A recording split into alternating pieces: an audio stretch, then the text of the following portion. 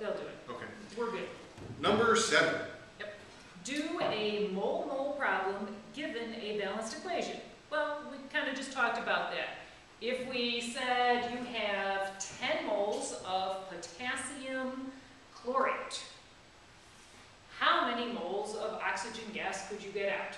Well, 10 is 5 times bigger than 2.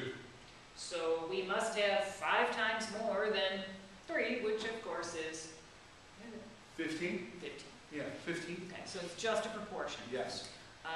Number 8 is basically it's the same thing.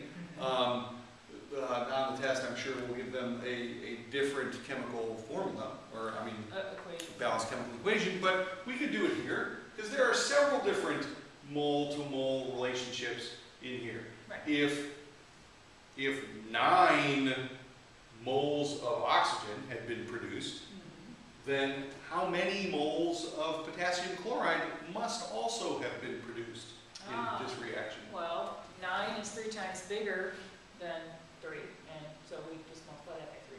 Right? 6. Yeah. Nice. No And, calculator. you know, we are so nice because I'm glancing at this test, Yes. and we're giving them the correctly balanced equations. Like, I might want to change that. the subscripts are right, and the coefficients are all in there. I mean, they just have to do the stoic. That's Nice. We must have had a good day when we wrote this They test. get to concentrate on the new stuff. Right. Number 9. Number 9. Do a mass problem given a balanced equation. Okay. And again, you're going to be given a balanced equation. Here's one. Great. And of mass stoichiometry. What was that? Now you'd have to be paying attention to the test. I Right. think on an earlier question they asked you what's the first thing you have to do in most stoichiometry problems. You have to convert to moles. Moles. So if we give you a mass of, let's say, potassium chloride. 10 grams or something. Yeah, if we give you a mass, then you have to convert to moles. Mhm. Use that mole ratio Right. to sort of flip the script in this conversation from talking about potassium chlorate to, let's say, talking about oxygen gas. Right. So you have to use the mole ratio. Mhm. And if it's a mass problem, you're going to have to convert back Back to mass. to mass. again. It's another molar mass. It is molar mass is involved there too. Sure. Now, Mr. Sustin likes to teach this stuff with the train track method, Love it. and I like to teach this with the mole tunnel method. The math is the same, and we've used that interchangeably in class. We know we divide by molar mass at the beginning to get moles. We do the mole ratio. We multiply by molar mass at the end. Yes. Divide, ratio, multiply. They all boil down to that. As, The worst case scenario, that's what you're doing. as if we haven't already said it 164 times prior to right now today. Right. If you label your numbers with a unit and a chemical name, Right. this is so easy. Right. It's not that hard. Yeah, and they do kind of like this because they Yeah. really feel successful by the time Yes. this one's done. Because they're like, oh yeah, clicks, we get it. Where are we? Number 10? 10 is another mass Do problem. another mass problem. Okay, so we'll give you another reaction. And, you know, what if we threw in something like kilograms or some really big quantity? Does that make a difference in Wait, what kilograms? we do? Yeah. Wasn't metric conversion chapter 3? Well, yeah. Isn't this the second semester? Yeah. Do we have to know stuff from the first semester? Yeah. Oh, Yeah. I knew I should have just skipped this class. Sure, if we gave you kilograms or... Can you convert from kilograms to kilograms in a stoic problem?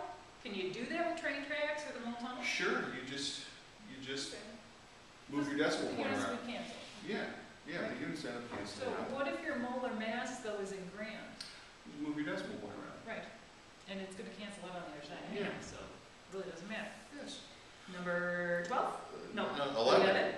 Compare limiting and excess reagents. This is which of these is not true question. So make sure you read this carefully and understand the difference between a limiting and an excess reagent.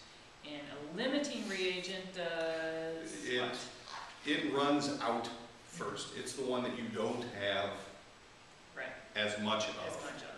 Yes. And how, Oh, wait. Well, I don't know. Go ahead, ask what yours. quantity That's one I was gonna say. I guess we Yeah. think alike. Right. What quantity are we looking at? It has to be moles. It's gotta be moles. Still with The the key- moles again? The key to all these problems is the mole ratios for the balanced equation. Right. If we give you,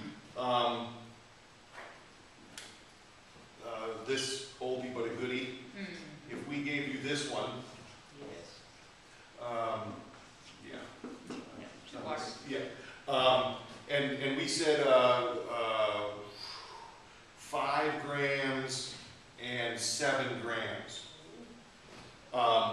Which one's limiting reactant? You can't tell Right.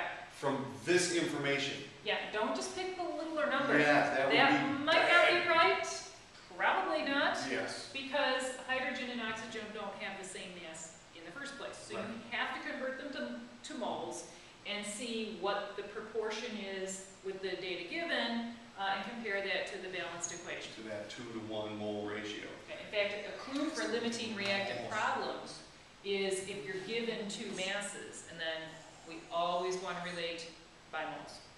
Okay, so, but in general, the limiting reactant is the one we run out, Yes. and the excess is the one we have extra. Yeah. Allow myself to introduce myself. Yes.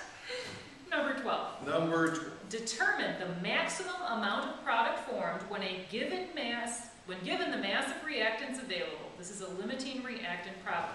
The maximum amount that can form has a fancy schmancy name called the theoretical yield.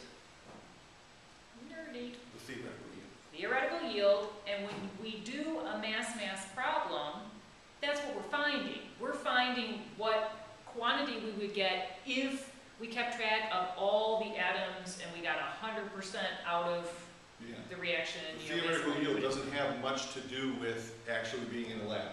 Right. You could calculate the theoretical yield of a chemical equation on an airplane over the middle of the Atlantic Ocean, nowhere near Chem Lab. Right.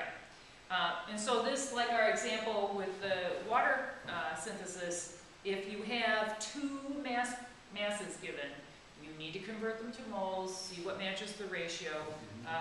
This will be a question where you actually have to do that math, whereas number 11 was just something in general. Number 13? Number 13, determine the limiting reagent